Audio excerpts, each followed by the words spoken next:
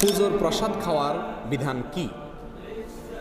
হিন্দুদের পুজোয় যদি তারা প্রসাদ পায়, সেটা কোনো মুসলমানকে দেয়, সেটা আমরা খেতে পারবো কি না?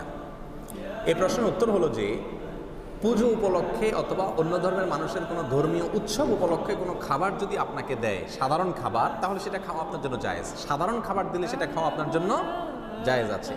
তারা যদি কোনো পশু জবে করে দেয়, যেহেতু মুশরিক হিন্দুরা, তাহলে সেটার গোশত আপনি খেতে পারবেন না। ফলমূল এ জাতীয় কোনো কিছু দিলে সেটা আপনি খেতে পারবেন।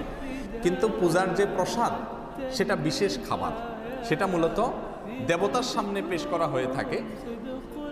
তাদের ধারণা এবং বিশ্বাস হলো যে দেবতা এটা তার উচ্ছিষ্ট রেখেছেন, এটাতে বরকত আছে। তারপরে সেখান থেকে এনে তারা তার সামনে থেকে এনে নিজেরা ভাগ বটরা করে নিয়ে যায়।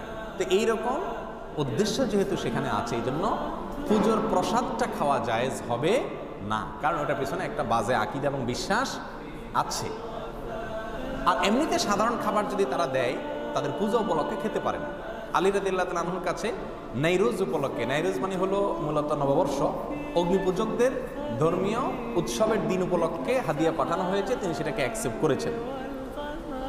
এরপরে আয়েশা রাদিয়াল্লাহু তাআলার কাছে এক মহিলা প্রশ্ন করেছেন, যে সেই মহিলা বলেছেন যে আমার ছোটবেলা দুগ্ধদান করিয়েছেন একজন অমুসলিম নারী, তিনি তার ধর্মীয় উৎসব উপলক্ষে আমাকে কিছু খাবার টাবার দিয়ে আমি খেতে পারবো কিনা।